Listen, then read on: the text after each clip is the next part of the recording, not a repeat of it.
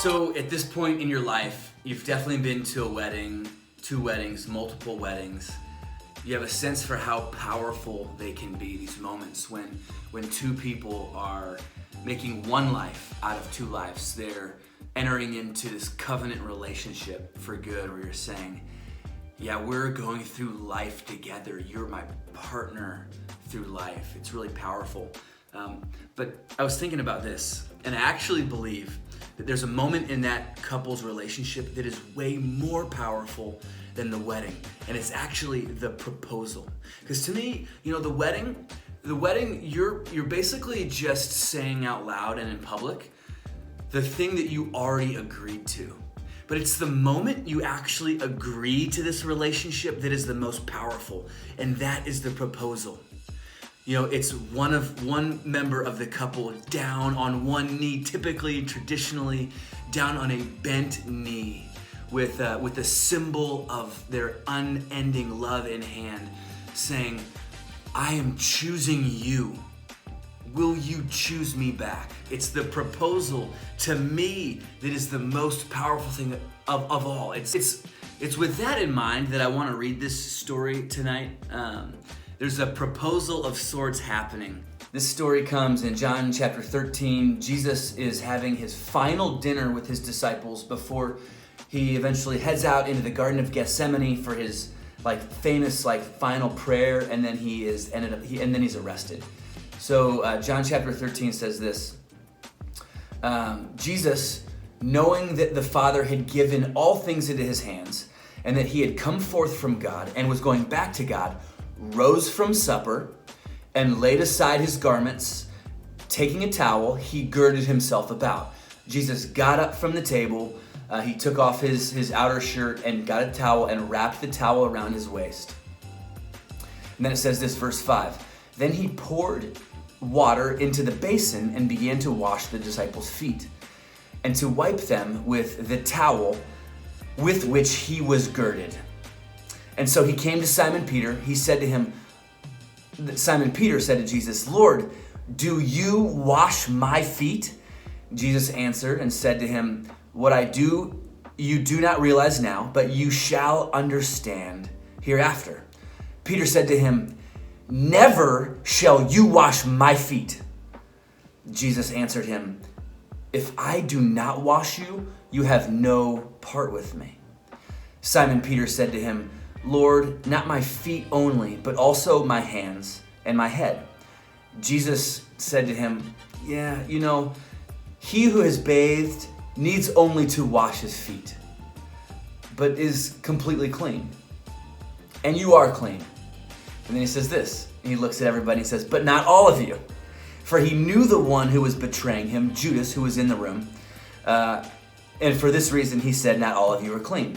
Verse 12. And so when he had washed their feet and taken his garments and reclined at the table again, he said to them, do you know what I have done to you? You call me teacher and Lord, and you're right, for so I am.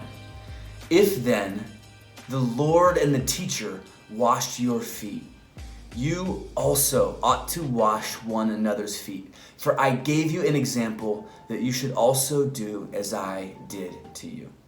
Okay, now typically when this story is being discussed, the discussion centers around 2 main pieces. First, this moment where Peter's like, are you washing my feet, Jesus? Oh, no. I'm the foot washer here. I'm the servant here. I'm the follower here. You'll never wash my feet. And Jesus says, hey, actually, we're going to do this my way. We're going to do this my way. And if you don't let me wash your feet, the dynamic that needs to happen between us isn't going to work. Okay? And they talk about that. And it's really important. And then the other thing that is typically talked about is this final thing Jesus says here before the scene changes in the story. And it's, hey, look, you call me Lord, you call me teacher, and it's good that you do that because I am. I just washed your feet to set an example for you because that's who you need to be. You need to be foot washers. You need to wash each other's feet. And then that usually gets honed in on and discussed. But what I want to realize is that if the discussion only centers around those two things, something really important about Jesus is going to get missed here, because both of those parts of the conversation center around Jesus's authority. Jesus saying, hey, Peter, look, we've got to do this my way or the highway. And then also at the end, Jesus saying, look, you've got to follow me. You've got to do what I do. You've got to take my lead. And both of those conversations center around the authority Jesus has. But what I want to share with you is that there's something about this story we need to notice, so we see Jesus on a bigger level, on a deeper level, more for how Jesus wants to be seen, because Jesus doesn't just want to be seen as our authority. Jesus doesn't just want to be the authority or the dictator in our lives. He wants more than that. He wants more than just our behavior. He actually wants our affections. And so what I really want to notice is actually just something that you would only notice if you're picturing this story play out in your head, and then you freeze framed it at a certain moment. So go back to the beginning of the story, and Jesus is there, and he's reclining on a table with his disciples, and he's got like one elbow down. They're on a cushion on the floor, and it's a low table. And then all of a sudden, he gets up, and he takes off his jacket, and he wraps a towel around his waist, and he gets this water basin.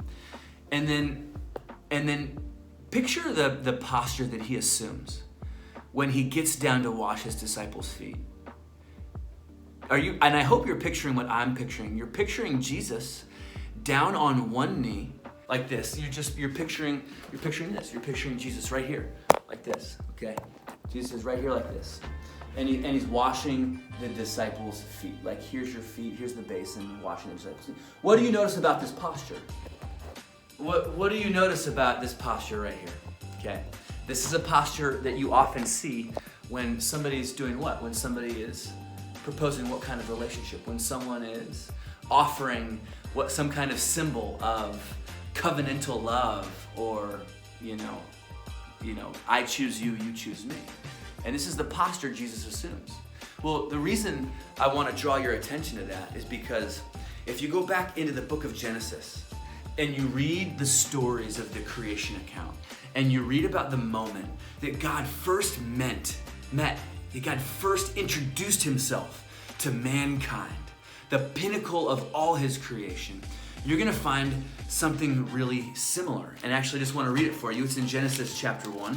The story goes, then God said, let us make mankind in our own image. In his own image, in the image of God, he created them. Male and female, he created them. And then it says this really cool thing. It just sneaks it in there. Verse 28, Genesis chapter 1. It says, God blessed them. And if you do a little bit of research and a little bit of study, you find that Hebrew word for the word blessed is the word barak, which actually literally means bent knee. So when somebody's being blessed, the posture before that person is this, a bent knee. And I just think that's amazing, that moment number one of interaction between God and mankind, the posture that God has assumed towards humanity is the posture of proposal. That the minute God meets mankind, the pinnacle of his creation, the one that he said, we're making mankind to be in our image, to share relationship with us. God meets them and he says, look, I'm choosing you. Will you choose me? He meets mankind and he says, look, my heart and my desire is to be in a covenant relationship with you, where I get to love you and you love me back. And this is the relationship that God is proposing to mankind. And what Jesus is doing here in one of the last moments he has with his disciples before he's arrested and beaten and crucified, and then he ascends into heaven, and he's on a knee reminding them of the kind of relationship he wants with them. And that's so important to remember, because you know what? You've heard about God being all-powerful. You've heard about God being the authority. You've heard about Jesus being the one who sets the example for how to live. But have you heard about Jesus being the one on a bent knee for you, proposing a marriage relationship, a covenant relationship? Have you heard about Jesus pursuing you on a knee in this posture with a ring out saying, hey, I'm choosing you. I want to be in this incredible relationship with you. Will you choose me back? Jesus wants so much more than just to be an authority figure in your life. Jesus wants you to know that he has chosen you and that he loves you and that his greatest hope is that you would choose him back, that you would love him back, that you would give to Jesus much more than right behavior, but that Jesus would get your affections because that's who he is and that's what he wants and that's what he's